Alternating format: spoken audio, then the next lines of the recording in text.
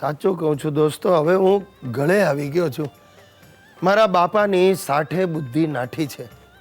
વિધુરોનું વિવાહ મંડળ ચાલુ કર્યું છે. ગામ આખાના વિધુરો ભેગા થયા છે. જાહેરમાં બધા ડોસાઓએ પ્રતિજ્ઞા લીધી છે કે અમે પુનર્લગ્ન કરીને જ રહીશું, વિધવા ડોસીઓનો ઉદ્ધાર કરીને જ રહીશું. અને સાહેબ, બ્રેકિંગ ન્યૂઝ વાળાને તો આવા મસાલા જોઈતા જ હોય છે. અત્યાર સુધીમાં 12-13 જણા તો બાપુજીનો ઇન્ટરવ્યૂ લઈ ગયા છે. હવે પોતાની જાતને સેલિબ્રિટી માને છે. ડર છે ક્યાંક મને જ સેલમાં વેચી કાઢશે. અરે ગિરીશ, હા, લગ્ન વખતનો સૂટ ક્યાં છે? મારા લગ્ન વખતનો?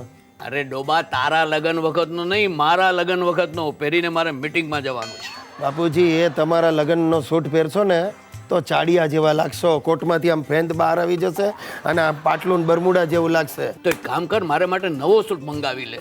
અરે મારે મીડિયા સાથે મીટિંગ છે, તને ખબર છે? ટીવી પર એક નવો રિયાલિટી શો શરૂ થાય છે, વિધુર કા વિવાહ. આહાહા, અને હું એનો એન્કર છું. બાપુજી, આ બધા સર્કસ બંધ કરો. અરે તમને ખબર નથી, તમારા વાદે દાદાજી પણ હવે વકર્યા છે. પુનર્લગ્ન કરવા છે એમને. અરે આ સોફામાંથી ઉઠતા તો એમને હાંફ ચડી જાય છે. આ પાછા પરણશે ને તો તાબડતોબ ગુજરી જશે અને બિચારી વિધવા ડોસી ફરીથી વિધવા થશે. હવે ચૂપ રે, વાયડો ન થા.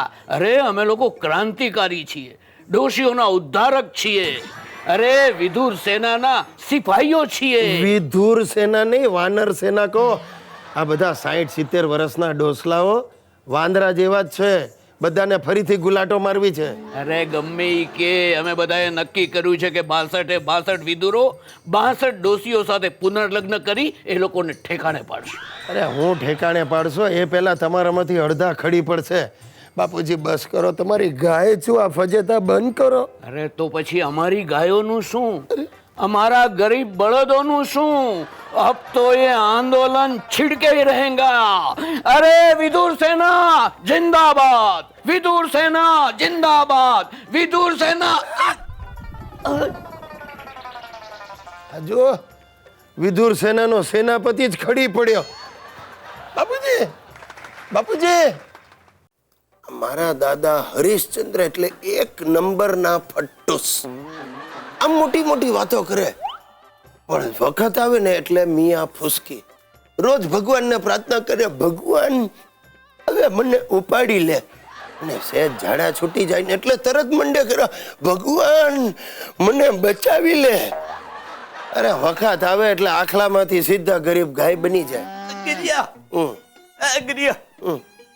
બેટા, મેં બહુ વિચાર કર્યો.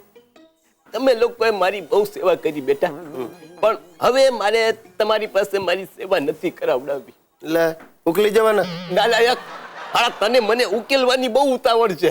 મારે હજી 100 પૂરા કરવાના, સમજ્યો? તમારી સેવા કોણ કરશે? મારા બાપા તો હરામાડકાના થઈ ગયા છે. એમનું ચાલે ને તો એમના વતી ઉધરસ પણ મારી પાસે ખવડાવે. આ બીજી જે હોય તે છોડ ને બાપા. જો તમને લોકોને તકલીફ ના પડે એટલે મેં વિચાર્યું છે કે હું પુનર્લગ્ન કરી લઉં. આ ઉંમરે?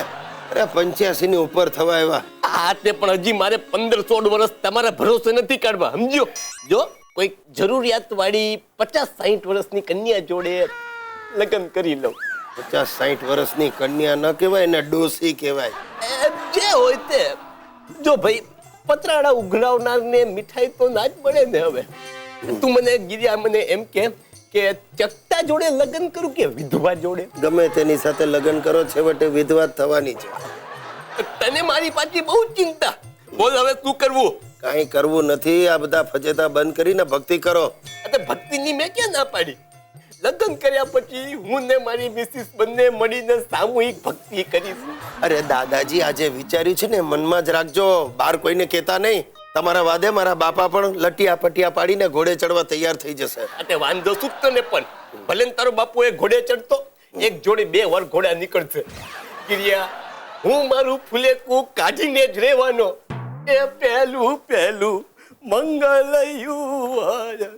સાહેબ, ચસકી ગઈ છે. મારા દાદાની ડાગળી ચસકી ગઈ છે. પણ વાંધો નહીં, રાત્રે હાંફ ચડશે ને એટલે આ પરણવાનો હડકવા આપોઆપ શાંત થઈ જશે અને તમારો ચાલ્લો બચી જશે.